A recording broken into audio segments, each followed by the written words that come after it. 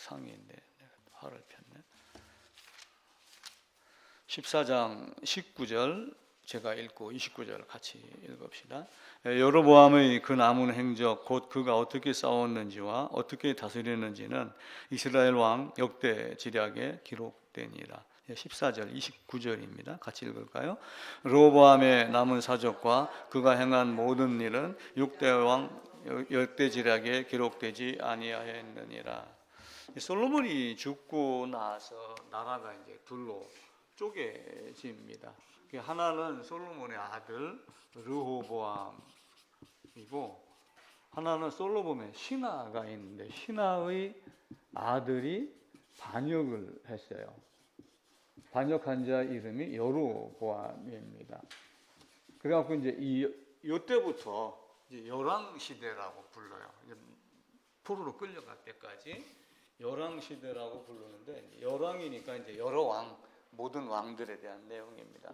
근데 이제 앞에는 우리가 여로보암에 대한 이야기를 19절에서 읽었고 르호보암에 대한 이야기는 29절에 나오는데 여기 나오는 내용 전체가 역대 지략에 기록되지 아니하였느냐라고 이렇게 얘기를 합니다. 이제 물론 이들은 왕이니까 조선왕조실록과 같이 신하가 있어서 누군가가 따라다니며 사관이 전부 기록을 하는 경우도 있어요.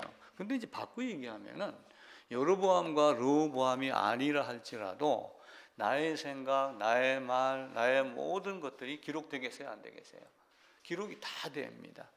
우리가 이렇게 말하면 없어지는 것 같지만 이 말하는 소리의 떨림으로 유리창이 흔들린다고 그래요. 진동이 생긴다고 그래요. 그 진동을 인공위성에서 잡으면 청와대에서 무슨 얘기를 하는가, 김일성이 무슨 얘기를 하는가를 알아낸다고 그래요. 지금 그런 정도의 능력이거든요.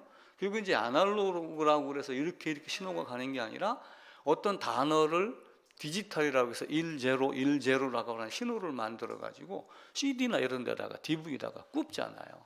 굽으면 영원히 되는 거예요. 그러니까 우리가 했던 생각 모든 것들이 이스라엘 왕들이 했던 모든 것들이 다 실록에 기록되지 않느냐. 특별히 왕들 역대 지략에 다 기록되지 않느냐. 근데 역대 지략에 기록이 됐던 이들의 삶이 사실은 바랐으면은 그렇게 얘기를 했겠어요?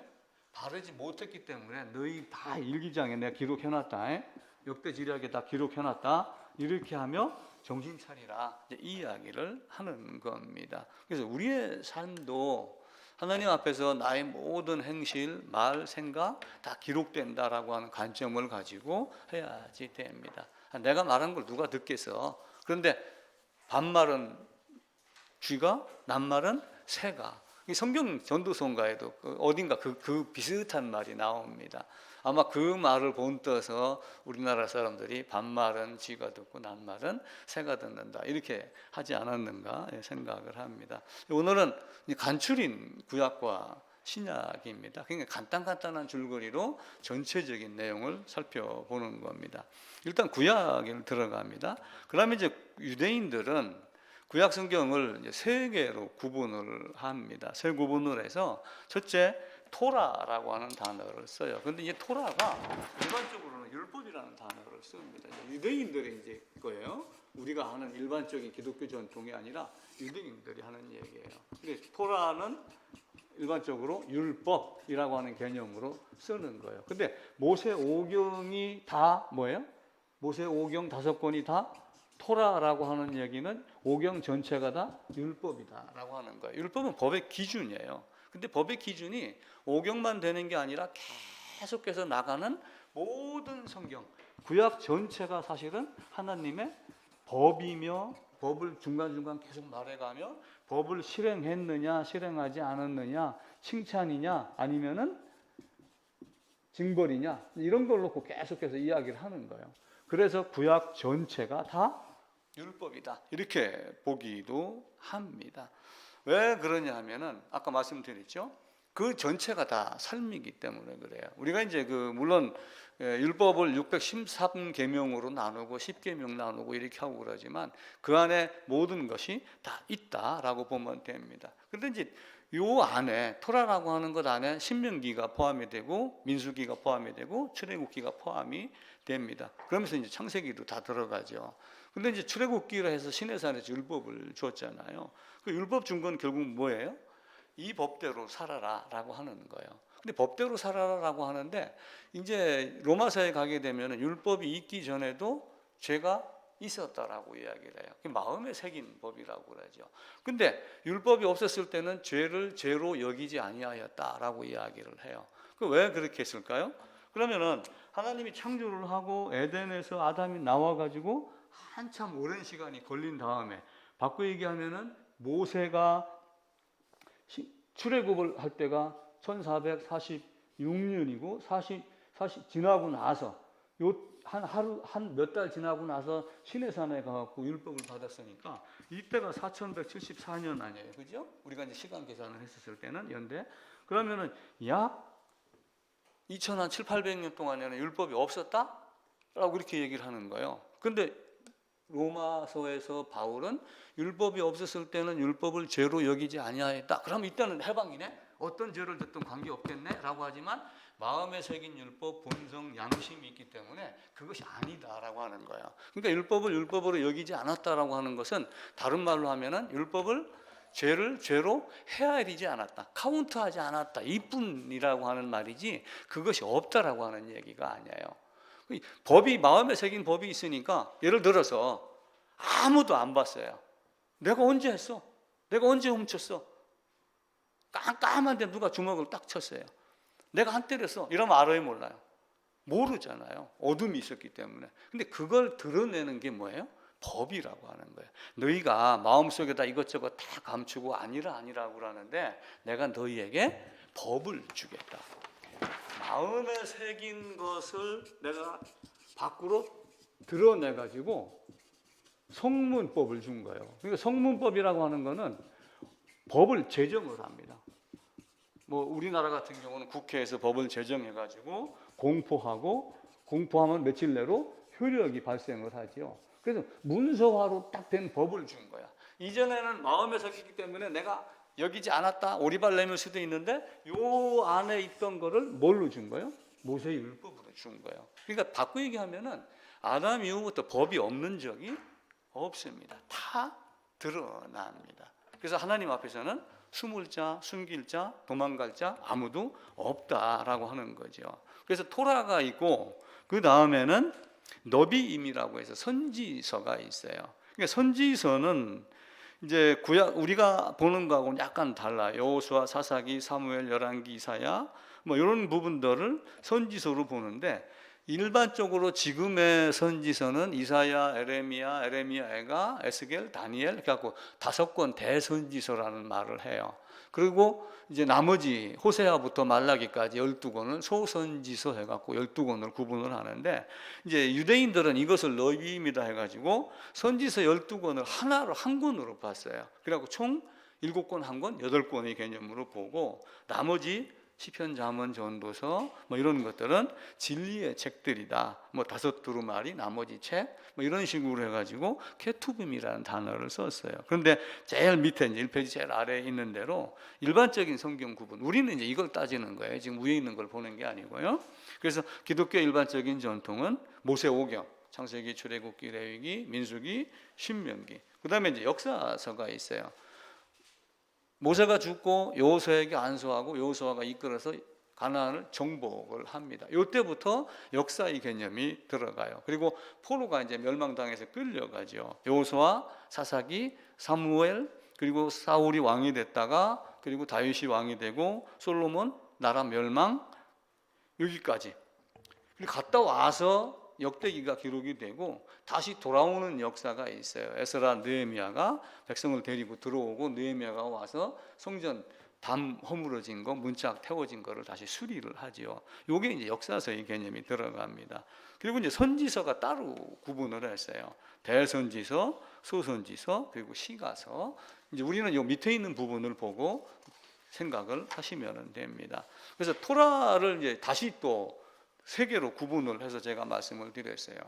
율법의 종류를 3가지로 보면 된다. 크게. 첫째, 도덕법이에요. 도덕법은 정언 명령입니다. 가언 명령이 아니고 정언 명령으로 해서 이것 해라, 하지 않으면 어떻게 되겠다, 하면 어떻겠다라고 하는 것을 명확하게 구분해 놓은 거예요. 물론 이때 당시는 그 이전에는 그렇지만 모세가 오고 나서 성문법화가 되어 있기 때문에 이제 들밀면은 오리발 발뺌을 못하게 지금 되어 있지요.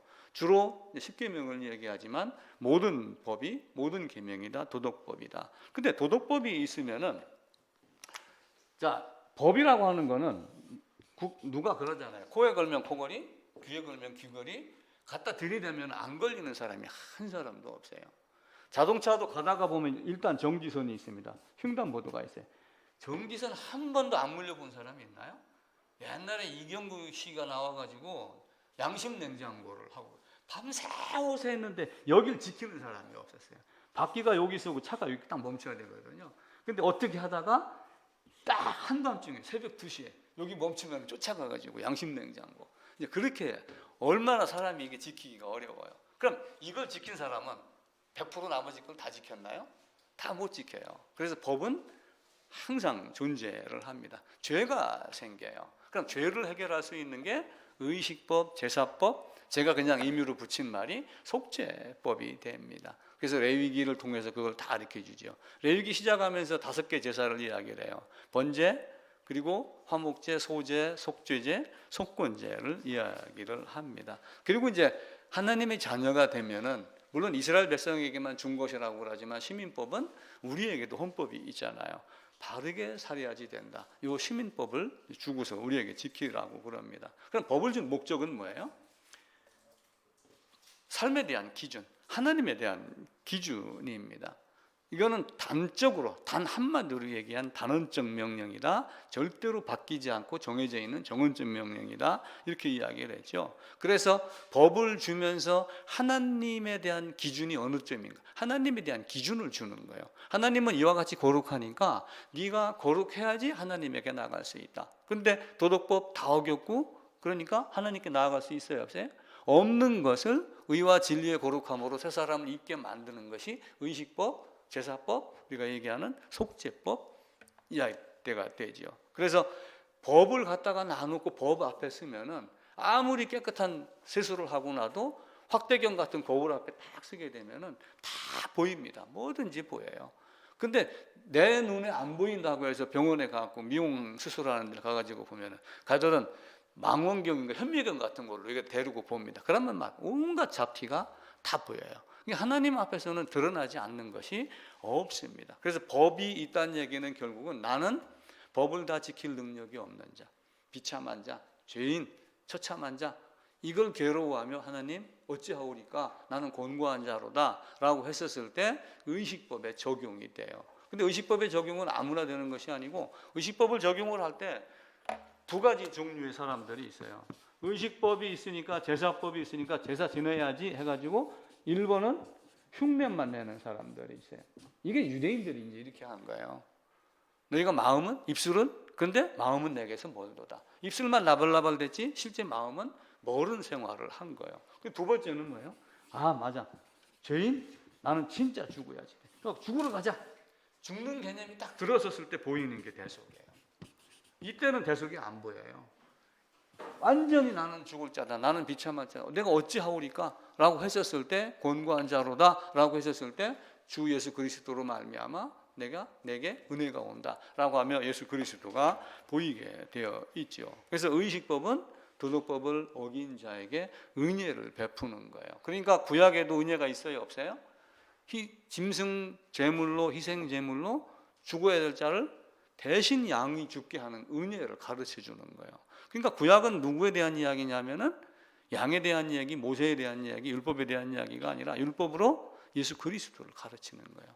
너희가 지금 이렇게 드리는 것이 지금은 계속되지만 마지막에 완성할 도장 꽉 찍는 용의 그림을 그리는 운동자를 딱 용안을 그릴 수 있는 그분 예수님이 오시면은 다 더 이상 제사 드릴 것이 없느니라 라고 하는 거죠. 그래서 예수님 오시고 나서는 희생 제물이 제사가 폐지됐잖아요. 다시는 제사 드릴 것이 없느니라 라고 하는 거죠. 왜 그러냐면은 완성됐기 때문에 그래요. 그런데 이제 완성 이전에 모델하우스가 있었던 거와 마찬가지로 짐승 제물 희생 제사를 가지고 믿음이 가져된 자는 이미 갑을 한 거나 마찬가지인 거예요. 보증수표를 갖고 있는 것과 똑같은 거예요. 예수님이 오시면서 도장을 찍어주는 것으로 모든 것을 다 마무리합니다. 그래서 내가 죽어야 될 죄인이구나 하는 것이 보였을 때만 대속이 보입니다. 그런데 대속은 뭐가 있어야지 돼요?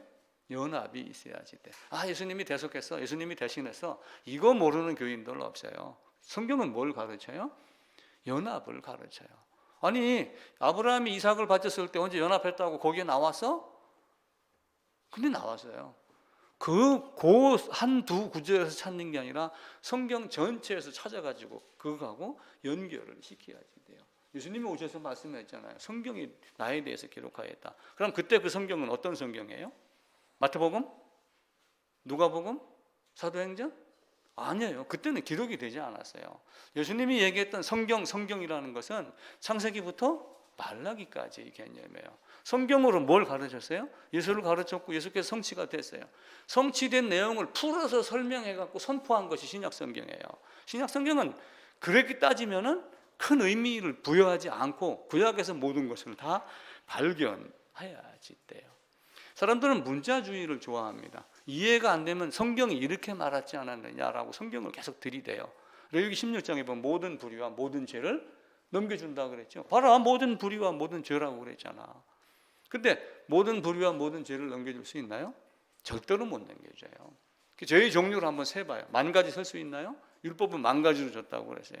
613가지 한번 찾아나 보세요. 그럼 호세서에 나온 10,000가지가 아니라 레위기에 나와 있는 613계지, 모세오경에 있는 613계명을 다 들이대가지고 한 가지라도 어김이 있으면 어떻게 돼요?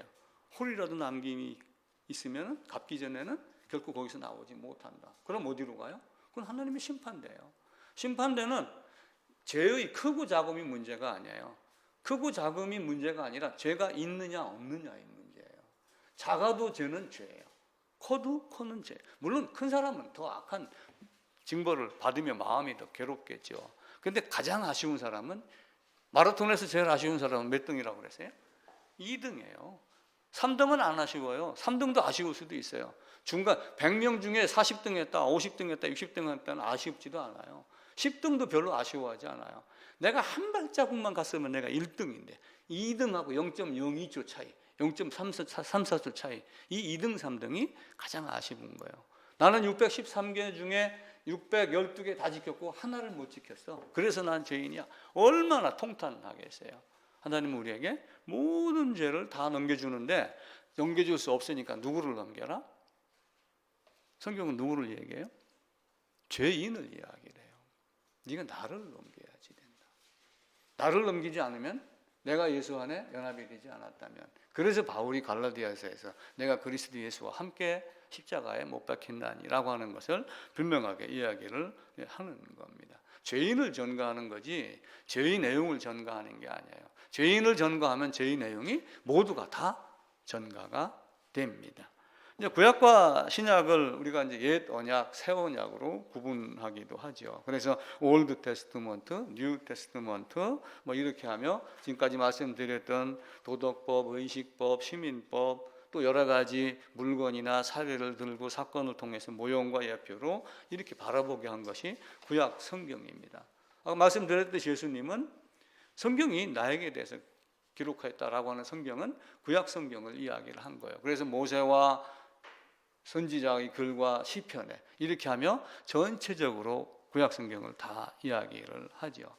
구약에서 예수님을 말씀을 하셨어요. 그럼 구약에서 말씀하신 대로 예수님이 오셔서 이루는 거예요. 구약에서 실컷 얘기를 해놨는데 예수님이 다른 방법으로 했겠어요? 그건 절대로 아니죠. 그러면 하나님이 아닙니다. 구약에서 얘기한 대로 다 했어요. 죄인은 죽어야지 된다. 죽는데 뭐가 있어야지 돼요? 뭐 믿음도 있고 다 있어야지 돼요. 가장 중요한 건 죄인의 죽음이며, 구약에서 가르쳐준 희생제물 그 드리는 그 방법 그대로 희생제물이 짐승에서 뭘로만 바뀐 거예요? 사람으로만 바뀐 거예요. 사람인데 사람으로 오신 하나님. 자, 병자들이 나았습니다. 그러면서 예수님이 하신 말씀이세요. 네가 죄사함을 받았느니라. 그럼 그 말을 듣고 유대인들이 좋아했겠어요? 싫어했겠어요? 이런 참남한, 이런 어리석은 버리장머리 없는 하나님만이 죄를 사하는 권세가 있다. 자, 바꿔 얘기하면 이 말의 의미를 잘 새겨야지 돼요. 예수님이 내 죄사함을 받았느니라 라고 하는 그 얘기를 신약 어느 부분에서 했다고 그래갖고 지금 우리에게 그 얘기를 하는 건가요? 그렇게 하지 않아요. 예수님께서 하나님께서만 죄를 사하는 권세가 있다라고 하는 말은 무슨 말이에요? 죄의 싹을 치르는, 죄값을 치르는 것은 하나님 한 분만이 가능하다는 얘기예요. 이걸 딱 바꿔서 얘기하면 누구예요? 예수, 하나님, 성자 하나님으로 오신 하나님 예수 그리스도가 죄를 사하는 권세가 있다. 이 얘기는 죄를 사하기 위해서 죄값을 치를 수 있는 자는 만물을 창조하신 하나님 한 분밖에 없다라고 하는 거예요. 그래서 구약에서 모든 것을 다 설명을 했기 때문에 만약에 우리가 구약을 무시한다, 보통 사람들이 이 구약은 율법이야라고 하면서 자꾸 법의 잣대로 생각을 해요. 근데 이 율법 안에 희생, 제물 가지고 뭘 가르친 거예요? 번제, 화목제 다 가르쳤으니까 이게 바꿔 얘기하면 은혜예요. 이게 없으면 신약은 있어야 돼요? 없어야 돼요? 없어야 돼요. 이걸 가르쳐 놓고 요거 가르친 대로 이렇게 온 거예요. 하나님 우리에게 준 의미, 구약의 의미를 철저하게 깨달아야지 돼요. 그래서 우리가 구약 BC, 비포 크라이스트 이야기를 합니다. 주님 오시기 이전에 BC. 그럼 신약은 뭐라고 그래요? 그리스도가 오셨으니까 F부터 이렇게 쓰나요? 안 해요. 안노 도민이라는 단어를 써서 AD라고 그래요. 근데 AD라고 하는 것은, 안노 도민이라고 하는 것은 우리 주님의 해. 이제부터는 뭐가 된 거예요? 모든 것이 다 완성이 됐기 때문에 주님의 해. 주님이 모든 것을 다 이루어 놓았다라고 하는 의미로 AD라고 하는 단어를 쓰는 거예요. 은혜가 나에게 오는 과정을 구약에서 계속해서 가르쳤어요. 그 가르친 걸 가지고 신약에서 똑같이 짐승 대신 예수님도 오셔서 히브리서 7, 8, 9, 10장 계속 반복해서 몇 번 한번 읽어보세요. 자기도 뭔가 드릴 것이 있어야지 된다. 제사장으로 오셨으니까 대제사장이잖아요. 근데 뭘 드릴 것 같아요? 자기 몸을 드렸다. 그럼 그 자기 몸을 누구하고 동일시한 거예요? 희생 제물과 동일시한 거예요. 그럼 희생 제물에다가 머리에다가 안수하고 나의 죄를 넘겼어요. 죄인이 나를 넘겼어요. 그럼 예수 안에로 누가 들어가야지 돼요? 내 죄가 들어가야 돼요? 내가 들어가야 돼요? 내가 아니고 죄가 들어갔다면 바울이 쓴 갈라디아서는 거짓이에요. 내가 그리스도에서 함께 십자가에 못 박혔나니 바울이 거짓말했네? 그럼 성경이 아니에요. 이거 믿으면 안 돼요. 그런데 그것이 말하는 의미, 모든 죄와 모든 불의를 넘긴다라고 하는 그 의미 맥락이 뭐예요? 그 비하인드를 보는 거예요. 그럼 뭘 보는 거예요? 나 자신을 보는 거예요. 근데 나는 여기 앉아갖고 내 죄 다 넘겼어. 빨래 아무리 깨끗하게 한들 원래 나왔던 대로 할 수 있나요? 안 돼요. 아기가 태어날 때 가장 깨끗한 것 같아요. 근데 그 안에는 죄가 없나요? 죄가 있어요. 죄로 잉태가 된 아이거든요. 하나님 우리에게 준 그런 것들. 그래서 예수님이 오시면 율법을 폐하는 게 아니고 완성하게 합니다. 그러니까 예수님이 오셔서 율법이 폐하해졌다 이렇게 말하면 안 돼요. 율법이 가르쳐준 은혜를 모형으로 보여주고 예표로 보여주고 짐승으로 보여줬던 이것이 이제는 완성됐다. 그 완성된 걸 우리는 선포하러 나가자. 이게 신약이에요. 그런 개념으로 접근을 하시면 됩니다. 그래서 레위기 들어가면서 번제를 이야기를 합니다. 태워 없애라. 번제가 창세기 22장에 등장을 해요. 아브라함이 하나님께 명령을 받습니다. 네 아들 이삭을 번제로 드리라. 아니 자식을 태워 죽이라고 그러는데 아브라함 마음이 편하겠어요? 안 편하겠어요? 아들을 십자가로 보냈어요. 아버지는 편하겠어요? 안 편하겠어요? 안 편하죠. 그럼 예수님은 십자가에 가는 동안 누가복음에 보면 기도를 겟세마네에서 3번을 연속해요. 그리고 세 번째인가는 땀방울이 핏방울 같이 됐다고 그래요. 그러면서 내가 이것이 이루어지기까지 내 마음이 얼마나 답답하겠느냐. 그 답답하다는 건 뭐 체해 가지고 답답하다는 게 아니라 내 고통이 얼마나 심하겠느냐라고 하는 거예요. 그럼 아브라함이 이삭을 데리고 갑니다. 그럼 이삭이 가는 동안 소풍 가듯이 벤또 싸가지고 어깨에다 짊어지고 아버지 불도 있고 저 칼도 있으니까 뭐 가다가 토끼 한 마리 잡으면 꼬 먹고 갑시다. 이렇게 했겠어요? 이삭은 번제의 의미를 모를까요? 이미 다 알고 있어요. 창세기부터 모든 내용을 아브라함에게 다 꿰고 있는 거예요. 근데 그가 아들을 데리고 번제로 드리러 모리아산까지 갈 때 새벽 일찍같이 가는 건 소풍이라 즐거워서 간 게 아니죠. 명령이니라 간 거예요. 거기가 거리를 재보니까 3일 길이에요. 내가 가야 할 길이 있으니 예수님이 말씀하잖아요. 오늘과 내일과 모레는 내가 가야 할 길이 있다. 그래 갑니다. 이삭도 알아요. 번제가 어떤 의미인가. 그래서 답답해서 마태복음에 뭐라고 그래요? 아버지, 나 죽기 싫습니다. 아버지, 이 잔을 내게서 옮기시옵소서. 그 말이 이삭이 한 말이에요. 바꿔 얘기하면은 번제할 양은 어디 있습니까? 사실은 이삭이 번제할 양은 어디 있습니까? 라고 하는 그 말은 예수님이 아버지 이 잔을 내게서 옮기시옵소서. 그 말하고 같은 의미, 동의어예요. 근데 아브라함이 뭐라고 그래요? 번제 드릴 양은 하나님이 친히 준비하실 것이야. 너 성자 하나님으로 갔잖아. 네가 죽어. 예수님은 그렇게 돌아가시는 거예요. 그래서 이삭이 번제를 드리고 아브라함이 오고 가고 할 때 그런 얘기가 없다고 해요. 우리가 그걸 못 찾아내면 안 돼요. 그거 몇 가지를 알으면은 성경 덮어놓고 마음 안에서 성경이 다 일어나야지 됩니다. 자기를 단번에 제물로 드렸고 자신의 몸을 드렸고 제수를 위해서 희생제물 매년 제사, 매년 속죄제사 1년 1차 드리는 게 아니라 영원한 제사, 단 한 번의 제사, 마지막 제사로 드렸죠.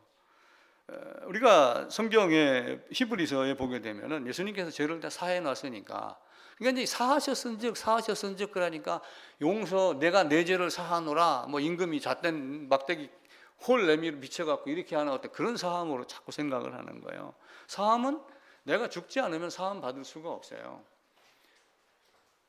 예수님이 휘장이 찢어져서 길이 났으니까 이제 내가 예루살렘에 들어갈, 성전에 들어갈 담력을 얻었다. 그러니까 이 담력을 또 배짱으로 생각을 하는 사람들이 있어요.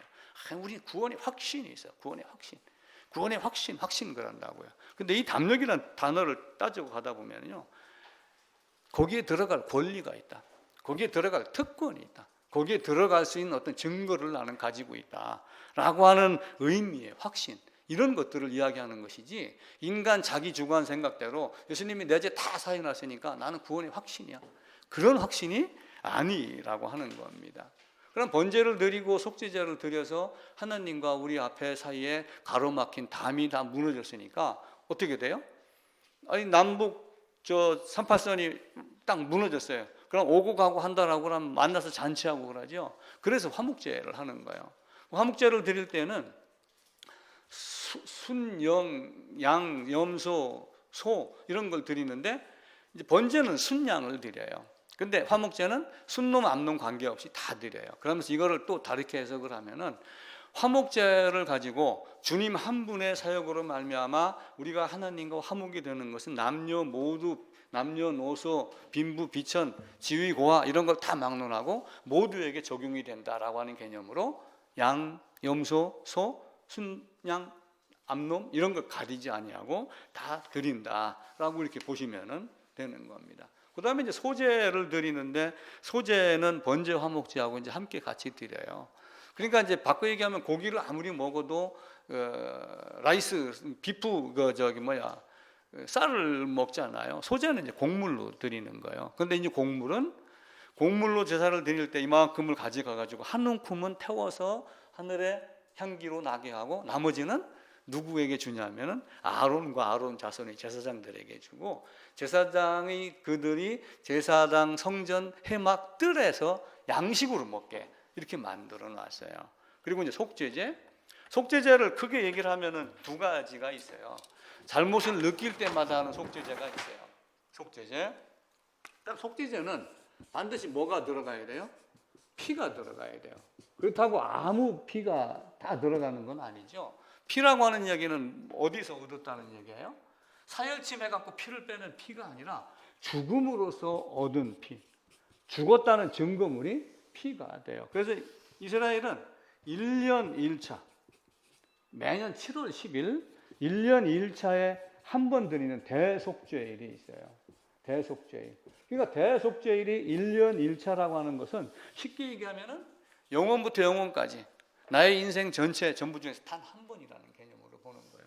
그리고 또 하나 중간중간에 잘못이 많이 있잖아요. 죄악이 생겨요. 그러면 또 가가지고 죄를 범했으면 너가 그거 한 거 잘못한 거야. 그러면 뭘 해요? 속죄제를 또 드려요. 그럼 이 속죄제는 바꿔 얘기하면 삶의 해결의 개념하고 비슷한 관점으로 보시면 됩니다. 그래서 속죄제를 드리고 속건제물을 또 드려요. 속건제물은 제가 권사님 집에 놀러 갔어요. 근데 잔디밭에 산삼 심어놓은 걸 모르고 내가 단이 밝다고 잔디 좋다고 봤다가 산삼을 다 죽였어요. 그러면 어떻게 해야 돼요? 그걸 보상을 하는 거예요. 배상을 하는데 그거에 전부를 다 배상을 하고 손해를 끼쳐서 미안하다 해갖고 5분의 1을 더해가지고 갖다가 120%를 갖다 돌려줘요. 근데 그걸 속건제라고 그래요. 그런데 이제 속건제, 그 속건이라고 하는 걸 가만히 따지고 보면은 죄악 남에게 허물을 입혔지만 바꿔 얘기하면 우리도 하나님께 허물을 입힌 거예요. 그런데 이 속건제라고 하는 이 자체가 배상한다라는 뜻도 있지만 유죄, 법의 위반 이런 의미도 다 포함이 다 되어 있어요. 그래서 속죄제와 속건제를 같이 혼용해서 쓸 때도 있습니다. 그래서 이사야 53장에는 예수님이 속건제물로 드려질 걸로 기록을 하고 있습니다. 그래서 성경의 모든 중심은 성막이에요. 지구가 이렇게 있어요. 그럼 지구의 중심은 어디예요? 우리나라 국토의 중심은 어디예요? 대한민국의 국토의 중심은 양구. 그래서 양구를 딱 하면은 여기가 국토 중심 양구, 북토 중심 면 이렇게 하던가 면 이름을 바꿨던가 그래요. 그리고 양구로 들어가면 경치가 좋고 공기가 맑다고 해서 양구로 들어오면 10년 젊어집니다. 그래요. 그럼 나갈 때 10년 도로 늙어야 되네? 이런 논리도 드는 거예요. 그리고 대한민국의 중간이 양구다. 그럼 지구의 중간은 어디겠어요? 세상의 중간은. 그러니까 전부 자기 위주로 보면 다 자기 나라 땅이 중심이 돼요. 근데 성경은 이스라엘이 중심이에요. 세상의 중심인 나라 이스라엘.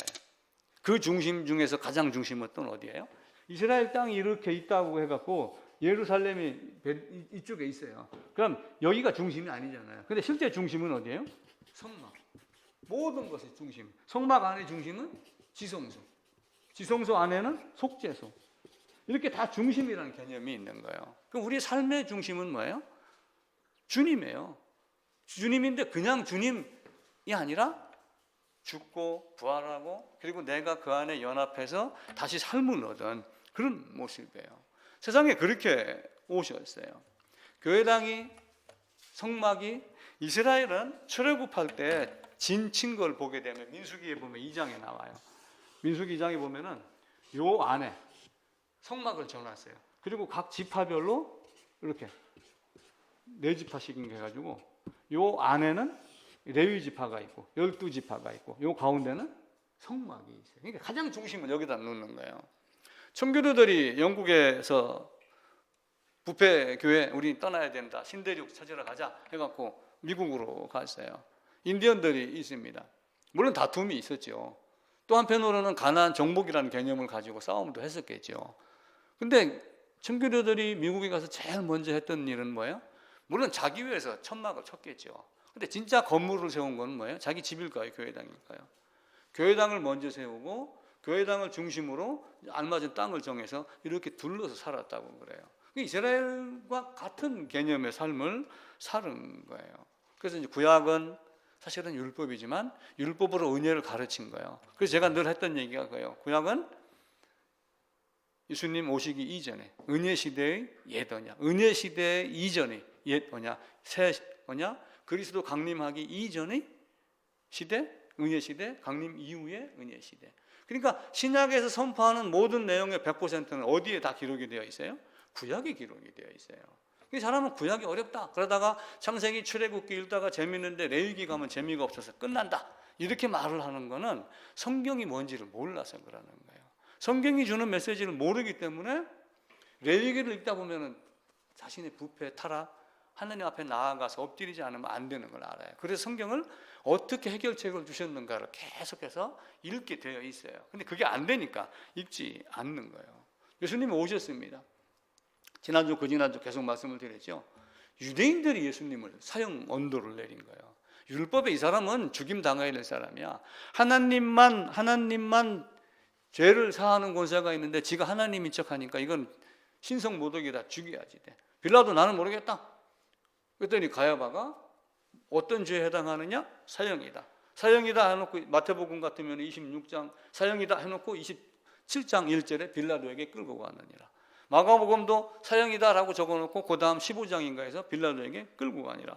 이렇게 해서 못 박으라고 이야기를 해요. 그럼 빌라도에게 끌고 갔었을 때 빌라도가 야 이거 어떤 선동꾼이 왔는데 이 사람을 많은 사람이 따르니까 빨리 내가 죽여 없앨까? 그렇게 하는가요? 로마법 그렇게 하지 않아요. 죄가 있느냐 없느냐를 분명히 가려요. 그래서 빌라도가 3번이나 이야기를 해요. 내가 찾아본 이 사람에게 죄가 없다, 죄가 없다, 죄가 없다라고 하며 예수를 놓으려고 힘썼는데 백성들이 아니야, 죽여야지. 만약에 놓으면 당신은 가이사의 충신이 아니야.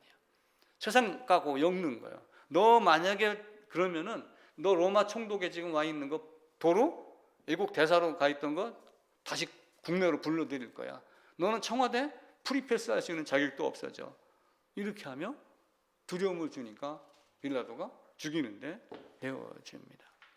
유대인 말 사형 하여튼 놓아주려고 애를 쓰다가 그렇게 된 거예요. 그래서 예수님은 십자가에 못 박게 내어주었습니다. 그럼 예수님을 십자가에 못 박은 건 누굴까요? 예수님을 누가 십자가에 못 박았어요? 군인이? 군인은 시킨 거예요. 시킴 받아서 한 거예요. 그럼 누가 시켰어요? 빌라도가 시켰어요. 그래서 사도신경에는 빌라도에게 고난을 받으사라고 되어 있죠. 빌라도는요 유대인들이 협박에 못 이기서 박은 거예요. 빌라도가 못 박은 게 아니에요. 사형문도 누가 내렸어요? 유대인들이 내린 거예요. 예수를 십자가에 못 박은 건 빌라도가 아니고 누구예요? 유대인들. 자기 백성. 이 땅에 오매 자기 백성이 영접하지 아니하였고 빛이 어둠에 비추되 어둠이 깨닫지 못하더라 라고 하는 내용이 나와요. 자, 빌라도의 죄가 클까요? 유대인의 죄가 클까요? 가야바는 나는 말로만 그랬어요. 근데 실제 언도한 사형장에 보낸 건 빌라도예요. 이렇게 놓고 이제 빌라도하고 가야바하고 둘이 하나님의 심판대 앞에 딱 갔어요. 그럼 누가 더 죄값을 많이 받을까요? 가야바예요. 유대인이에요. 이스라엘 사람들이에요. 나를 네게 넘겨준 자의 죄는 더 크다. 물론 넘겨받아서 어쩔 수 없이 세상에서 먹고 살기 위해서 가이사에게 충성해야지 먹고 살으니까 내가 예수를 죽긴 죽었는데 나중에 보니까 부활도 했죠. 시체도 못 찾지요. 뭐 승천했다 하죠. 그러면서 마음의 양심이 그래서 그가 나중에 자살했다. 이런 이야기가 들리고 그러죠. 사도 바울도 그렇게 했어요. 스데반 죽일 때 사도 바울이 손에 피 묻혔나요? 가야바가 손에 피 안 묻혔어요. 그런데 죽였어요. 자기가. 바울 피 안 묻히고 스데반 죽였어요. 사도행전 22장 26장 가보세요. 스데반 죽이는데 앞장섰다. 그리고 내가 죽이는 자의 옷을 맡았다. 공문 가지고 내가 잡으러 다녔다. 자기도 손에 피 안 묻히고 죽였어요. 그러면 스데반을 향해서 돌을 던진 사람이 죄가 더 많을까요? 바울이 더 많을까요? 바울이 더 많아요. 근데 그 바울이 하나님의 강권적인 역사에 의해서 어떻게 해요? 눈이 뜨여요. 눈이 뜨였다는 비늘 같은 것이 벗어졌다는 얘기 무슨 얘기예요? 복음이 보였다는 얘기예요. 그냥 여기가 뭐 가리고 있는데 까만 안경이 이 안경도 햇빛 들어가 나가면 까매져요. 안에 들어오면 하얘지고 내가 뭔가 눈곱이 꼈다가 그냥 뺏겨졌다. 이게 아니라 눈의 비늘 같은 것이 벗겨졌다. 그리고 세례받았다. 아브라함 할례받을 때 어떻게 했어요? 몇 년 뒤에 할례받았어요? 75세에 들어가고 나서 86세에 할례를 받았으니까 10몇 년 지났잖아요. 바꿔 얘기하면은 그 세례받은 바울이 고린도서에 가서는 나는 세례 안 준 걸 감사한다. 왜? 너희 믿음이 헛것이기 때문에. 너희가 결국 다른 짓하고 이름 팔아서 예수 이름 팔아서 장난하고 장사하고 이렇게 하니까 내가 세례 안 준 거 분파 만드니까 세례 안 준 걸 감사한다 라고 이야기를 하는 거예요. 근데 바울도 사도행전 9장에서 하나님 앞에 꼬꾸라졌고 그리고 그 눈의 비늘 같은 것이 벗겨진 것, 복음이 온전하게 보인 것. 그리고 아라비아 가서 3년 동안 살면서 내가 지금까지 알고 가말리알 문화에서 배웠던 율법, 모든 법 다 공부하면서 뭘 본 거예요? 그래서 로마서가 나오고 갈라디아서가 나오고 전도 여행을 다니면서 이 사람을 힘입어 죄사함을 받아야지 된다라고 바울이 외치는 거예요. 그러니까 구약과 신약의 역사는 복잡해요, 간단해요? 간단해요. 죄인 희생 제물로 벗어나야지 돼. 안 한 역사가 11개의 역사예요. 만약에 그냥 그대로 했으면 어떻게 되겠어요? 평온한 세상이 갔겠죠. 지금 예수님 모셔서 다 해놨어요. 근데 믿음이라는 것이 있어요, 없어요? 없는 사람들이 많아요. 마틴 로이드 존스라고 하는 목사가 있어요. 영국에서 의사였습니다. 유명하게 되려고 했던 그런 정도의 능력이 있었던가 봐요. 근데 갑자기 의사를 딱 그만두고 목사로 변했습니다. 한 30몇 년 동안을 그 웨스트민스터 교회당에서 설교한 걸로 알고 있어요. 그 사람이 쓴 어느 글에 보면은 현대교회는 한국만 얘기하는 게 아니에요. 미국도 마찬가지예요. 열린 예배 어디서 들어왔어요? 미국에서 들어온 거예요. 한국 교회는 교회당에 앉아있는 사람을 다 거듭난 사람이라고 여기고 설교를 한다. 현대교회는 앉아있다가 세례받았다 믿습니다 아멘 그러면 다 하나님의 자녀로 생각하고 훈계하고 교훈하고 모범 가르치고 삶의 적용 가르치고 이런 짓거리 하고 있다. 이거 하면 절대로 안 된다. 그런 얘기를 하는 거예요. 근데 그 양반이 그렇게 했으면 한국교회 목사들이 마틴 로이드 존스 유명한 목사야, 설교 잘하는 목사야 해갖고 그 사람이 쓴 글을 직접 봤으면은 다른 소리 못 하겠죠. 근데 그런 글이 없이 내가 그 얘기를 했다면은 어떻게 말하겠어요? 네 꼬라지도 모르면서 너는 그런 소리 하냐? 이렇게 얘기하겠어요, 안 하겠어요? 이게 현실이에요. 그래서 우리는 성경을 제대로 보여야지 돼요. 네 손이 범죄해라? 손 잘라버려라. 그러니까 어떻게 해요? 아랍 사람들은 도둑질하다 훔치면 손목 자른다고 그러죠. 손목 잘려지는 걸 보고도 도둑질을 해요. 그러고 또 손목이 잘려요. 그게 인간의 타락상이란 말이에요. 그러면 손목 잘려서 오른손 잘렸어요. 왼손으로 하겠어요, 안 하겠어요? 하지요. 도둑질 다시 못하게 하려면 어떻게 해야 돼요? 나를 감옥에다 넣든지 나를 죽이든지 그래야 되는 거예요. 희생 제물 번지는 나를 죽이는 것이지 나의 죄악을 죽이는 게 아니에요. 전부 지금 성경을 잘못 오해를 하고 있단 말이에요. 그래서 구약 성경을 이제 간단하게 그렇게 보는 거예요. 보면서 원으로 제가 그림 그려놨죠. 창조 시대가 있고 족장 시대가 있어요. 이게 이제 창세기 1장 11절까지, 그리고 이제 아브라함 족장 나오면 12장부터가 50장까지가 족장 시대가 되고, 출애굽 광야니까 출애굽기 민수기가 여기 포함이 되겠죠. 그리고 민수기가 끝나면서 신명기까지도 포함이 됩니다. 그럼 이제 모세가 죽고 여호수아가 이끌어서 가나안 들어가는 게 정복 시대가 돼요. 그런데 정복 시대 안에 사실은 사사 시대가 이제 또 이어져서 나와요. 그럼 왜 사사 시대가 나오냐면 여호수아가 죽고 성령의 인도를 받는 의미에 지도자가 보이지 않는 지도자가 있는 거예요. 사사 시대. 근데 이 사사 시대에 바른 짓 했어요, 못 했어요? 바른 짓 못 하니까 룻기서가 나오는 거예요. 이들이 엉망으로 살으니까 미디안이나 다른 나라 족속들을 불러다가 이스라엘을 계속 족쳐요. 근데 사사기 6장인가를 보게 되면은 곡식을 심어놨는데 미디안이 들어와 갖고 한 7년 동안 계속 곡식 심어놓으면 해치고 익으면 따가고, 그래서 흉년이 들어요. 그때 떠난 사람을 사사기 룻기에 나오는 나오미의 남편으로 보는 거예요. 그리고 모압으로 가요. 근데 모압으로 갔다가 나중에 어떻게 해요? 예루살렘에 다시 말씀이 있다. 양식이 있다. 양식이 있다는 얘기는 무슨 얘기예요? 그 미디안들이 쫓겨나고 이제는 어떤 사사가 했는지는 모르지만 기드온 시대겠죠. 약간의 말씀이 회복이 되었다는 얘기를 듣고 돌아가서 누구를 만나요? 보아스의 밭에만. 보아스 누구예요? 이세 다윗으로 연결되잖아요. 유다 다말로 해갖고 보아스 나오고 다윗으로 결국은 말씀 찾아가요. 그게 룻기에서 강조를 하는 거예요. 이방인인 나도 말씀을 따라 보아스의 밭에 가서 보아스가 기업 물을 자로 내가 버린 땅을 사서 나를 아내 삼는 것. 그래서 그리스도의 신부라고 말하죠. 사사시대 다니엘 왕국. 이제 사사시대가 끝나면서 이스라엘 백성들이 늘 고달픔을 당하니까 이스라엘이 이제 사사시대가 오는데 요 사사시대에 부패가 많아요. 타락이 많아요. 그러니까 어떻게 해요, 하나님이? 주변의 나라, 강대국을 불러갖고 조져. 정신 좀 차리게. 그러면 그걸 딱 보고 나서 잘못했구나를 알으면은 바로 살으면. 그럼 첫 번째 결정은 바른 삶, 바른 신앙, 바른 삶이 되면은 강대국을 보내요, 안 보내요? 안 보내죠. 그런데 이걸 안 하면서 야, 여기는 강력한 왕이 있어서 우리를 쳐들어온 거야. 그러니까 하나님, 우리도 사무엘 하나님에게 말해갖고 우리도 이런 강력한 왕을 좀 세워달라고 해주세요. 이게 인간이 하는 짓이란 말이에요. 하나님은 그래서 그들에게 뭐라고 그래요? 사무엘에게 말해요.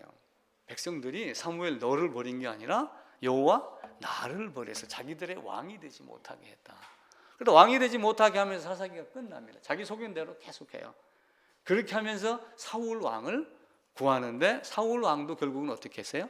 자기 높이는 데 치중하다가 자결하고 말아요. 마지막 순간에. 그리고 사울 왕은 다윗을 훈련시키는 조교 역할을 톡톡히 하고 갑니다.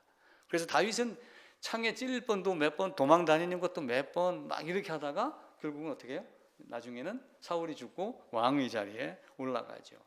그래서 나라가 쪼개지고 분열왕국, 포로로 끌려갔다가 포로 회복 시대, 이렇게 해서 현재의 개념은 그 다섯 번째 쪽에 있는 그 도표 그림 보시면은 거의 됩니다. 다시 간단하게 그냥 설명을 다시 드리면은 모세오경, 창세기, 출애굽기, 레위기, 민수기, 신명기, 하나님 계시더라. 태초에 하나님 계신다. 딱 하나님 계신 말이에요. 하나님 계시면 히브리서 11장인가? 하나님께 나아가는 자는 반드시 그가 계신 것과 상 주시님을 믿어야 할지니라 라고 하는 거기 때문에 태초에 하나님이 천지를 창조했다라고 하는 것으로 하나님이 계심을 선포를 하는 거고, 하나님은 창조주다라고 하는 걸 창세기 1장 1절에서 다 밝히는 거예요. 그런데 타락했어요. 타락했으니까 어떻게 해요? 가인, 아벨 쭉 타락합니다. 그러니까 홍수로 심판을 하고 재창조의 개념으로 들어가요. 내가 다시 한번 시작한다. 그런데 또 어떻게 했어요? 함의 자손, 야벳의 자손, 셈의 자손 안에서도 바람직하지 못한 것들이 계속 일어나요. 이스라엘을 나중에 괴롭혔던 나라를 쭉 살펴보면은 같은 셈족이 엄청나게 많아요. 같은 우리 대한민국도 뭐 한민족 그러지만은 유별나게 지금 강하게 지금 하고 그러잖아요. 그래서 새롭게 시작했지만 안 됩니다. 그리고 또 한편으로는 애굽 뭐예요? 이스라엘 백성이 이렇게 있고 이스라엘이 이렇게 있습니다. 여기에 이제 애굽이 있습니다. 여기는 가나안이에요. 여기는 애굽이고. 그러면 두 개의 모듈로만 딱 보세요. 두 개의 모듈로 보면 여기는 세상, 여기는 예루살렘. 이 개념으로 여기서 많은 고생을 하는 거예요. 여기는 사람이 노력으로 해야지 돼요. 너희가 전에 있던 애굽 땅은 발로 물대던 시절이다. 발로 물대다는 얘기는 무슨 얘기예요? 풍차 같은 걸 만들어 갖고 발로 밟으면은 이렇게 이게 물레방아 같이 돌아가요. 그래서 그게 돌아가면서 물을 떠가지고 논에다가 올려, 나일강에 있는 거를. 근데 여기는 어떻게 해요? 하늘에서 내리는 비를 흡수하는 땅이다. 하늘 뭐 얘기하는 거예요? 그냥 우리가 얘기하는 저 하늘이에요? 하나님 얘기하는 거예요? 하나님 얘기하는 거예요. 그래서 이 두 개 가지고 애국과 가나안 땅으로 세상과 다 말이죠. 그리고 여기서 죄를 씻고 나와야지 돼. 문석진방에 휘발려야지 돼. 그리고 가서 정복하는 삶을 살아. 정복 안 하고 고생하다가 결국 포로로 끌려갔다 다시 돌아오고. 요게 구약 역사 전부란 말이에요. 그래서 시대 구분을 하면은 그렇게 좋습니다. 가나안 땅 들어갈 때도 어떻게 했어요? 갈렙, 여호수아 두 사람은 12명이 갔잖아요. 근데 가가지고 두 사람은 우리가 한번 해볼 만하다. 그죠? 근데 어떻게 해요? 이번에 하나라고 하는 야구 구단이 유현진 선수가 돌아오면서 뭐 매전승을 했다 뭐 이런 얘기가 있어요. 야, 이제 현진이가 왔으니까 우리도 한번 할 수 있어. 어떤 마음에 좀 준비가 좀 돼 있겠죠. 그전에는 우리는 하면 떨어져, 하면 져. 맨날 꼴찌야. 그러니까 시합을 나가도 뭔가 기운이 나요, 안 나요? 기운이 잘 안 나죠. 그런 개념하고 똑같은 거예요. 10명은 갔다 와서 거기 가보니까 우리보다 키가 크고 힘도 세고 철거도 있고 막 이러니까 우리는 안 됩니다. 못 갑니다. 차라리 우리를 죽여주세요. 그럼 여기서 죽어, 광야에서 죽어. 그래서 그들은 다 광야에서 다 죽었어요. 근데 광야에서 태어난 2세는 죽지 않고 거기서 계속 살면서 성경으로 이어지고 그러죠. 그래서 여호수아 사사기가 이제 끝나고 룻기로 들어가는데, 여호수아가 끝나고 여호수아가 죽고 아무런 지도자를 여호수아가 남겨주지 않아요. 예수님이 승천하시면서 지도자를 남겼나요? 안 남겨주셨어요.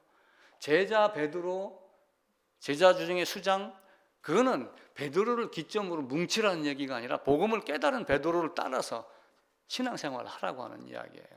근데 보이지 않으니까 그때부터 타락의 길로 들어가요. 그때마다 사사를 세워가지고 바르게 세우고 그랬는데, 삼손 같은 똘마니가 나오는 거예요. 힘 좀 세고 그러니까 뭐든지 하다가 눈 뽑히고 마지막에 나 힘 한번 쓰게 해주세요. 그렇게 간 게 삼손이에요. 안 돼! 그러는데 옆집에 또 가고, 여기 안 돼! 그러니까 옆집에 또 가고, 이런 것들을 우리는 따라하면 안 되겠죠. 역사서로 해서 이제 가나안 땅, 여호수아 이런 거 다 들어갑니다. 그러다가 사사가 끝나고 룻기가 나오고 예루살렘 베들레헴에 보아스가 있었고, 보아스로 말미암아 다윗까지 사사기 끝부분에 예수 그리스도의 족보가 나오게 되지요. 근데 이제 그 룻기서 4장 끝부분 말고 3장 중간쯤 보게 되면 보아스가 룻을 사서 아내로 삼았다, 이렇게 이야기를 해요. 그러면 돈 주고 샀나? 이렇게 오해를 했어요. 돈 주고 샀을까요? 뭘로 샀어요? 기업 물을 걸로 산 거예요. 그러니까 나오미의 아들이 둘이 있었어요. 기럨, 말럨, 어떤 게 앞인가 모르겠네. 근데 다 죽었어요. 그러면 첫째 아들 중에 며느리가 누구였어요? 룻이에요. 룻인데 죽었어요. 둘째도 죽었어요. 두 과부가 남은 거예요. 나오미에 따라가겠습니다. 룻. 또 하나 여인 이름이 갑자기 생각이 안 나네. 나는 내 나라로 가겠습니다. 그럼 돌아왔는데 이미 기럨 말론이 가지고 있던 땅을 아마 정리를 하고 갔겠죠. 다른 사람에게 넘기고 돈을 가지고 갔겠죠. 와보니까 머물 곳이 없어요. 그런데 보아스하고 같은 족속, 같은 친척이 개념이에요. 친인척이니까 이스라엘 백성은 친인척이 개념 중에, 친인척 중에 뭐 어떤 문제가 생기면 그걸 해결해 줄 책임이 있어요. 필리핀 가니까 형이 죽거나 막 이렇게 되면은 같이 그 혼인을 다시 하는 건 아닌데, 그 조카들을 자기 집 데려다가 다 키우고 그러더라고요. 그래서 아마 기업 물을 자의 개념이 걔네들에게 조금 있었던 것 같아요. 그럼 룻이 돌아오니까, 룻은 나오미의 며느리예요. 큰아들의 며느리였어요. 그 큰아들의 며느리였는데, 큰아들 나오미가 팔고 간 땅을 누가 사줬어요? 보아스가 산 거예요. 보아스가 그걸 사고, 기업 물을 자는 뭐예요? 다말의 경우를 한번 봐보세요. 다말이 나중에 이제 그 남편이 죽고 두 번째 오나니인가가 네가 들어가서 형수에게 씨를 줘라. 그러면은 기업이 이어진다. 그러면 그래서 만약에 자식이 났어요? 그러면 그 후에 기업이 누구에게 가요? 다말이 난 자식에게 가니까 오난 자기에게 돌아올 게 없는 거예요. 그래서 그걸 땅에다 설정을 하고 씨를 안 주니까 하나님이 죽여버려요. 마찬가지로 룻도 돌아왔는데 이미 넘어갔어요. 그걸 보아스가 자기 돈 주고 산 거예요, 그 땅을. 그리고 나오미를 대신하여 룻에게 씨가 들어가게 해서 족보를 이어주게 했다. 이 개념으로 보야지 인신매매같이 사가지고 아내 삼았다, 이 개념이 아니라는 거예요. 그래서 룻기를 다시 한번 잘 읽으셔야지 돼요. 이스라엘이 사람만 구했던 것, 사람만 구할 때도 사실은 문제가 많아요. 이스라엘 전체 사무엘 자식들이 둘인가 있는데 이게 신앙의 엉터리예요. 그러니까 제사장 사무엘도 늙고 사무엘 아들들도 지금 헛된 짓 하고 있고, 그러니까 어떻게 해요? 왕을 달라. 핑계가 딱 맞잖아요. 사무엘도 늙었고 사무엘 아들들도 제 역할을 못하고 있으니 우리가 비빌 언덕이 없습니다. 세상 왕을 주세요. 결국 사울이 왕이 돼요. 베냐민 지파 중에 가장 작은 지파, 가장 겸손한 자의 개념으로 사울을 뽑아놨는데 왕이 딱 되니까 돌변을 하는 거예요. 돌변해서 어떻게 했어요? 자기 멋대로. 기다려, 제사 지내지 마. 제사 지내는 건 제사장의 권한인데 7일을 기다렸는데도 안 오고 적군이 쳐들어오니까 자기가 제사장이 돼서, 뭐 그때 사무엘 아닌 다른 제사장이 드렸더라 뭐 이렇게 학설도 있긴 있는데, 그걸 허용한 것 자체가 사울 왕이 잘못인 거예요. 설령 그렇게 했다 하더라도. 그래서 사울 왕이 나중에는 아각 죽이라고 그랬지요. 아각 죽이라고 했는데 죽였나요? 좋은 거 빼가지고 다 숨겨놓고, 그래놓고 아각 죽인 걸 사무엘이 뭐라고 막 혼내니까, 옆에 장로도 있고 백성도 있는데 왜 나를 백성들 앞에서 창피를 줘, 좀 조용히 좀 해. 이렇게 하면 자기 생각만 하는 거예요. 사무엘은 사무엘대로 가고 사울은 자기 집으로 돌아가니라, 이렇게 하면서 끝나요. 그런데 이제 사울의 역사가 끝난 게 아니라 그렇게 해가지고 계속 사울이 그때부터 다윗을 괴롭히기 시작을 해요. 다윗을 괴롭히다가 나중에 블레셋 군대가 쳐들어오면서 상처를 입고 목이 잘려 죽을 것 같으면 내가 차라리 자결해 죽겠다, 이렇게 하면 자기가 자결을 하지요. 그리고 이제 다윗이 왕이 됩니다. 다윗 왕 됐을 때는 지난번엔 그 미갈 얘기 한번 드리죠. 미갈은 홀로 독방에서 죽기까지 자식이 없었어요. 그런 안타까움이 있었죠. 솔로몬이 됐다가 나라가 쪼개지고 포로 갔다가 다시 되돌아왔습니다. 돌아왔는데 성전 재건을 했어요. 성전 재건한 다음에 어떻게 했어요? 또 다른 나라에서 쳐들어와서 이것저것, 또 아니면은 이웃의 성막을 시기하는 자들이, 하나님을 미워하는 자들이 불 지르고 그러니까 느헤미야가 와서 그걸 해결을 합니다. 그리고 그가 죽자, 에스라 느헤미야가 죽으면서 또 이스라엘은 또 보이지 않는, 여호수아 이후로 보이지 않는 성령의 인도를 그들은 끝내 거부하고 따라가지 아니한 거예요. 그래서 말라기 선지자 마지막 보내서 이야기를 하니까, 하나님은 언제 우리 사랑했어? 미디안 보내서 우리 괴롭힌 게 사랑이야? 지가 잘못한 건 생각 안 하고 그런 정도로만 이스라엘 백성들은 하나님께 이야기를 하며 딱 끝냅니다. 그럼 이스라엘 백성들이, 이스라엘 역사가 솔로몬 이후에 나라가 이제 쪼개집니다. 다윗, 솔로몬, 그리고 나라가 다 쪼개져 갖고 하나는 722년도에 하나는 586년도에. 그럼 이들이 이제 계속 잘못해요. 잘못하는 사람을 꾸짖는 사람이 있을까요, 없을까요? 있죠. 이게 이제 선지서의 개념이에요. 요게 열왕기. 요때 와서 꾸짖는 사람들 선지자. 꾸짖는데 그냥 정신 똑바로 차려? 이 말만 하고 갔겠어요? 너 이거 잘못했잖아. 똑바로 차려 임마. 만약에 안 되면 어떻게 되는지 알아? 에레미야 선지자는 포로 70년을 미리 딱 선포를 해요. 근데 하나님은 와가지고 2년이면 돼. 그러니까 진짜와 거짓이 계속 대결을 하는 거예요. 그래서 나중에 제가 요 왕들 순서와 어느 왕 때 어떤 선지자가 어떤 말을 했냐를 도표로 만들기 시작을 할 거예요. 나중에 시간 내서. 그럼 그때 되면 이제 그걸 보면은 열왕이 있냐 이런 정도로 끝났구나. 그리고 포로 70년 갔다가 70년 돌아와서 또 침묵 시대. 그리고 예수님이 오신 거예요. 예수님 오심 미리 얘기해요. 예수님 오심을 요한이 보라 회개해라 이야기해요. 그럼 요한은 밑도 끝도 없이 회개해라 그렇게 외쳤겠어요? 결국 그러지 않아요. 구약을 인용해서 회개해라 이런 이야기를 하는 겁니다.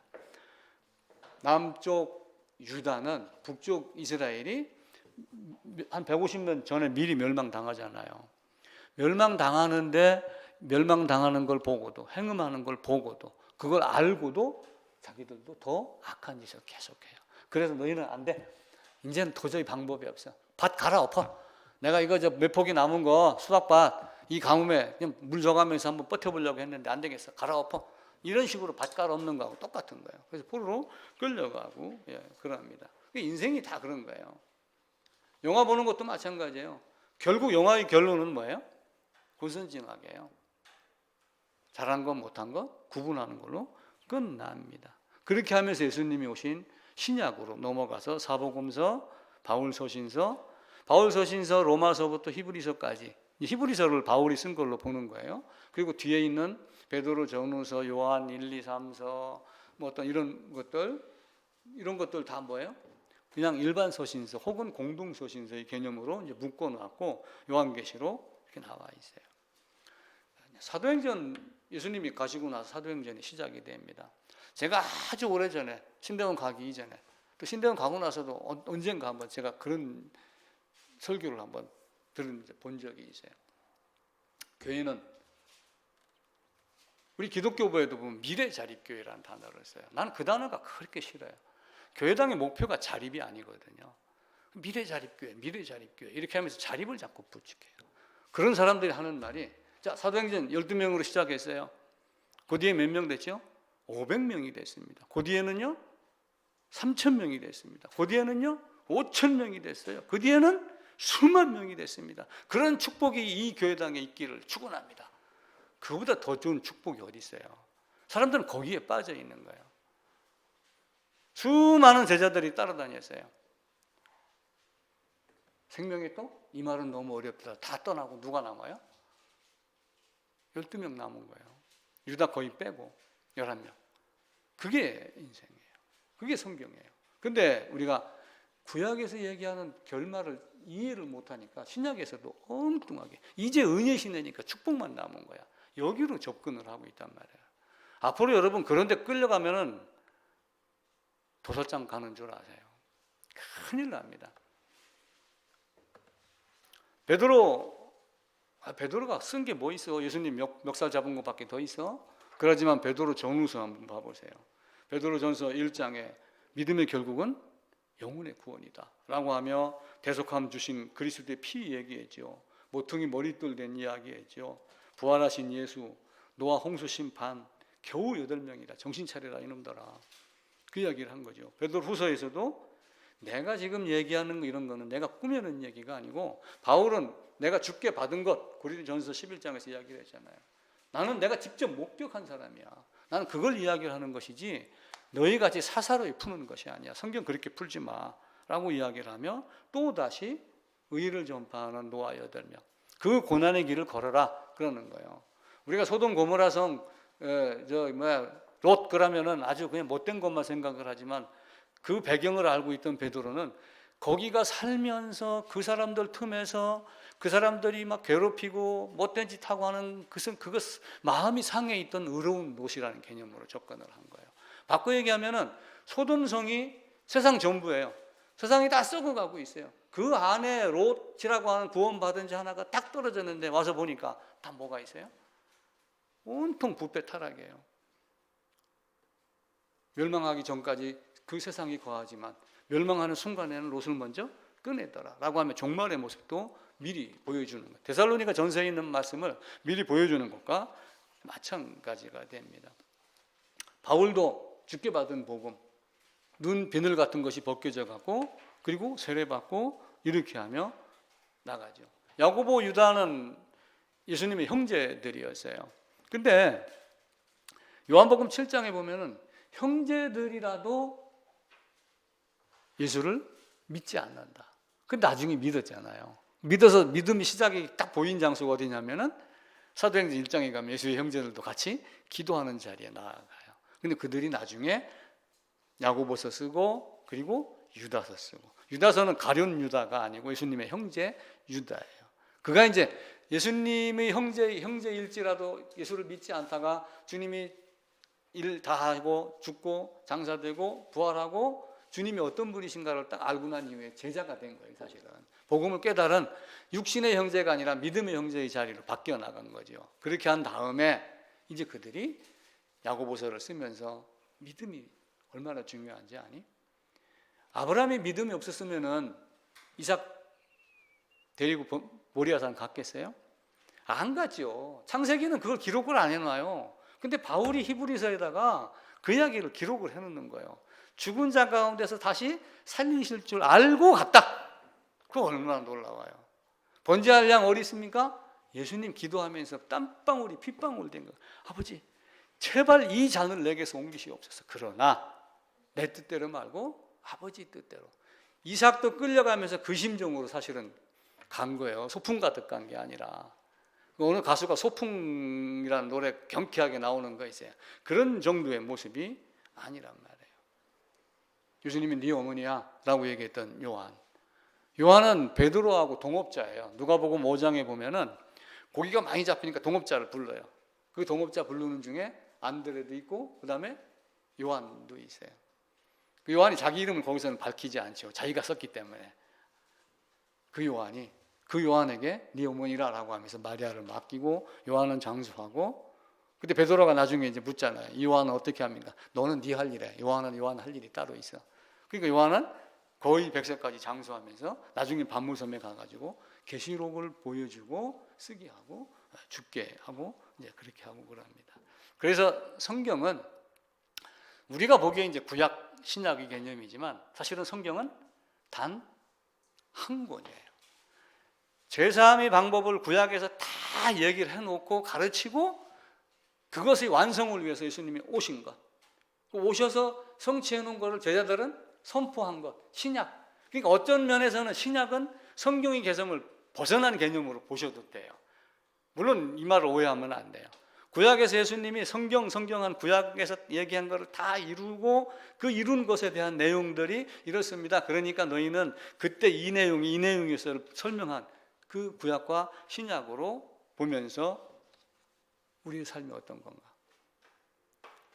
전체적으로 구약 몇천 년의 역사.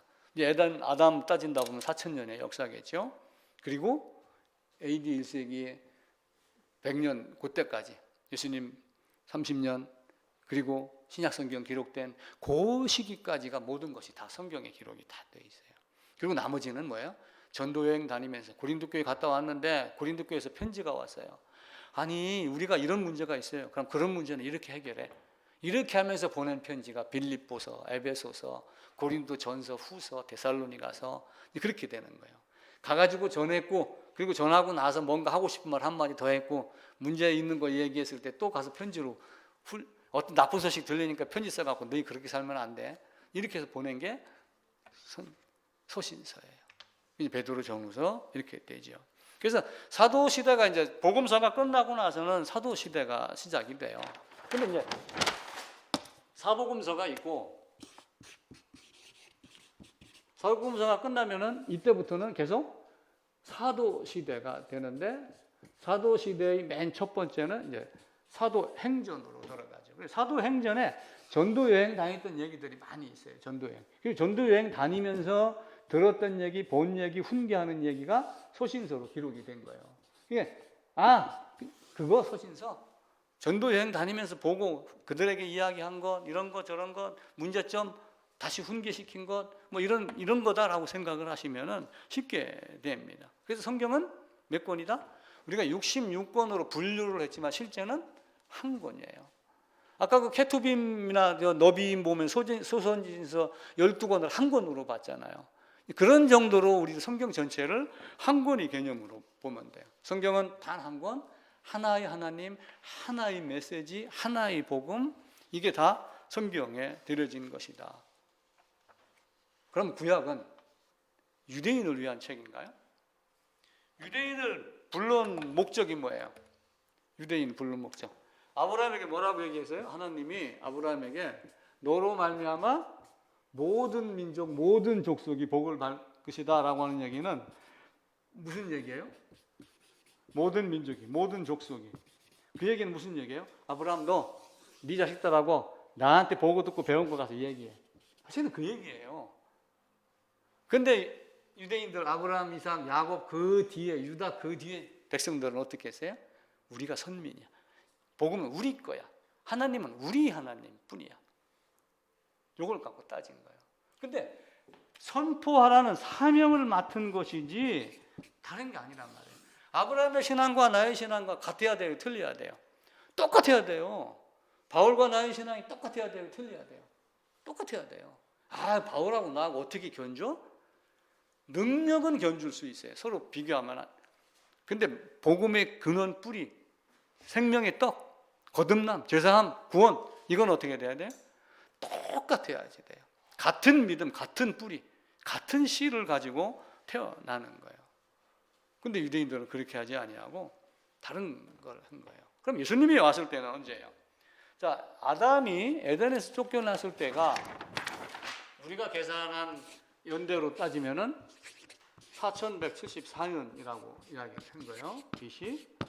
그래가지고 예수님이 오셔서 십자가로 돌아가셨어요. 그럼 예수님이 오시기까지 약 4,000년. 왜 이렇게 오랜 기간 동안 구약의 긴 시간을 두셨을까? 아니 아브라함, 이삭, 야곱까지만 얘기를 하고 그러고 바로 예수님 오시면 됐잖아. 근데 왜 열왕 시대를 거치고 포로 갔다 오고 막 이런 얘기를 했을까? 왜 그 뒤에 왔을까? 궁금하지 않아요? 성경책 두껍게 하려고? 진짜는 나중에 나타났다? 그래서 진짜를 나중에 보여주려고? 그게 아니에요. 나의 죄악성, 부패, 타락, 내가 어떤 꼬라지 갖고 살고 있는가를 철저하게 깨닫는 시간을 4,000년을 준 거예요. 근데 왔는데 예수님은 오셔서 빛이 어둠에 비추되 깨닫지 못하더라. 자기 백성에게 오면 저놈 사형 죽여 이렇게 되는 거예요. 그럼 죽인 자의 죄는 빌라도에게 넘겨준 자의 죄는 유대인의 죄는 피값을 우리 자손에게 돌릴지어다. 이렇게 하면 그들은 엉뚱한 방향으로 가요. 율법 우리가 율법이라고 얘기해요. 구약은 율법. 자, 그러면은 구약 율법을 보면서 얼마만큼 내가 죄인이라는 걸 깨닫고 살았어요. 구약에서 율법을 몇 군데를 찾아가지고 나는 죄인이야 생각을 했어요. 진짜 그렇게 하면서 율법을 했는가요? 사도 바울이 율법으로는 죄를 깨달음이야 라고 이야기를 하니까 그제서 율법으로 죄를 깨닫는 거야 이렇게 따라하는 거지. 이 기간 동안 이 삶을 통해서 내가 정말 죄인이고 부패하고 타락하고 지옥 가서 구더기하고 함께 뒹굴 존재야 율법을 통해서 깨달았나요? 그렇지 않아요. 그거 깨닫는 시간을 준 거예요. 사도 바울은 그걸 깨달은 게 눈에서 비늘 같은 것이 벗겨졌다라고 이야기해요. 그래서 오직 이삭으로 말미암아 내 씨다. 그런데 사도 바울은 갈라디아서에서 이삭으로 말미암은 씨 누구를 얘기를 하는 거예요?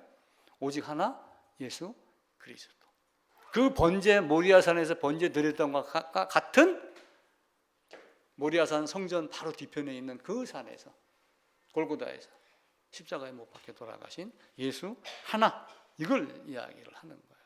그래서 이삭과 같이 번제에 드려져야지 내 씨가 되는 거예요. 예수 하나 있어야지 씨가 됩니다. 성경은 냉철해요. 성경은 이야기책이 아니에요. 이야기책이지만 만화같이 만담같이 그냥 재밌는 이야기가 되네. 너 죽을래 안 죽을래? 어떻게 할래? 이거 가르치는 거예요. 세월호 배 자빠졌을 때 한 친구가 구명정에 올라탔어요. 이야, 한 놈 살았다. 팬티 입고 나온 사람이 선장이었어요. 나무 가지고 빠져나오게 하고 살려야죠. 우리 주님의 사역과 전혀 다른 것들이 많이 알고 있어요. 유대인들은 이런 것들을 알고 있으면서 엉뚱하진데요. 오직 하나님 한 분 외에는 누가 죄를 사하겠느냐. 바꿔 얘기하면 네 죄값을 치르기 위해서 누군가가 희생제물이 돼야 되는데 그 희생제물이 하나님 한 분 이외에는 누가 되겠느냐. 말을 바꿔서 생각해 보세요. 성경에다가 오늘 원고 보고 마가복음 2장에다가 그 말씀 한번 써서 적어놔 보세요. 누가 나의 죄를 대속한 죄인이 되겠어요? 하나님 한 분밖에 없다. 그 이야기를 하는 거예요. 요한은 하나님께 택함 받고 제자가 돼서 이야기를 합니다. 대초의 말씀이 하나님, 말씀이 육신이 돼서 누가 내 죄를 사하겠느냐? 하나님 외에는 없다라고 하는 것을 가르치는 거예요. 그래서 이제 구약 시작하면서 이제 많은 것들을 가르쳤어요. 여자의 후손도 가르치고 또 모세를 통해서 나와 같은 선지자 하나를. 그 모세와 같은 선지자라고 이야기를 하니까 모세가 죽고 그리고 시간이 흘러서 요한이 됐습니다. 요한이 와서 회개해라. 그러니까 어떻게 해요? 백성들이 유대인들이 가가지고 네가 그 선지자냐? 이렇게 물어봐요. 빌립이 친구 나다나엘에게 찾아가지고 내가 선지자가 기록한 그 일을 만났어. 그리스도 예수야. 그러니까 나다나엘이 뭐라고 그랬어요? 나사렛에서 무슨 선한 것이 나겠느냐 라고 이야기를 합니다. 그러니까 빌립이 또 대뜸 이야기해요. 와서 보라. 멀리서 보지 말고 와서 보라. 와서 보라는 얘기는 노뱀 바라보듯이 집중해서 바라보라. 그 나다나엘이 12제자 중에 한 사람이 됐어요. 그 나다나엘을 성경에 12제자 이름 나오는 것 중에 바돌로메가 나다나엘로 여겨지고 있는 거예요. 학자들에 의하면. 나다나엘 다른 찾으면 잘 안 나와요. 근데 바돌로메가 나다나엘이다. 이렇게 보는 거예요. 이사야서 40장 한번 보겠습니다.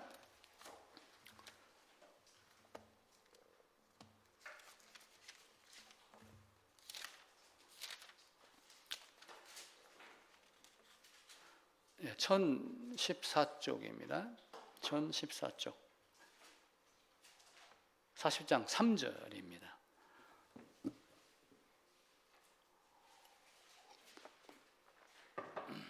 같이 읽을까요? 3절, 4절, 5절까지입니다. 3절. 외치는 자의 소리여 이르되 너희는 광야에서 여호와의 길을 예비하라. 사막에서 우리 하나님의 대로를 평탄케 하라. 골짜기마다 도두어지며 산마다 언덕마다 낮아지며 고르지 아니한 곳이 평탄하게 되며 험한 곳이 것이요 여호와의 영광이 나타나고 모든 육체가 그것을 함께 보리라 라고 말을 합니다. 이게 마가복음, 요한복음, 마가복음 한번 봐볼까요? 마가복음 1장입니다. 53쪽입니다. 대성경으로 53쪽. 마가복음 1장.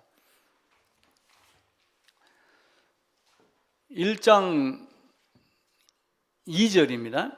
같이 읽읍시다. 이 선지자 이사야의 글에 보라 내가 내 사자를 내 앞에 보내노니 그가 내 길을 준비하리라. 광야에 치는 자의 소리가 있어 이르되 너희는 주의 길을 준비하라. 그의 오실 길을 곧게 하라.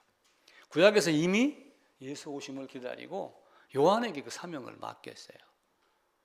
누가복음에도 아마 이런 이사야 단어가 들어가게 이렇게 말했을 겁니다. 그럼에도 불구하고 네가 그 선지자냐?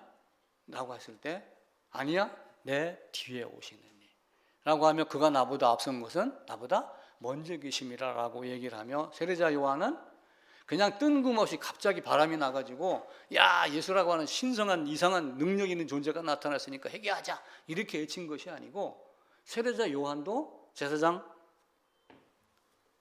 아들이에요. 구약을 깨고 있었겠어요? 안 깨고 있겠어요?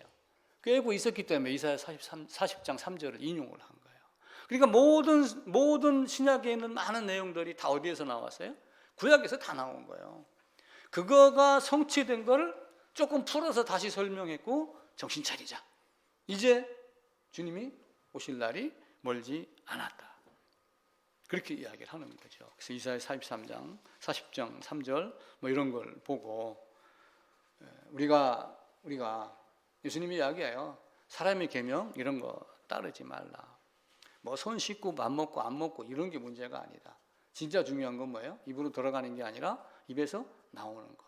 입에서 나오는 것은 마음에서 나오는 것이다. 그러니까 입에서 나와갖고 살인하고 때리고 뭐고 다 해서도 마음에서 나오는데 그 마음을 주관하는 내가 이 세상에서 죽지 않으면 앞으로도 계속 죄가 나와요, 안 나와요?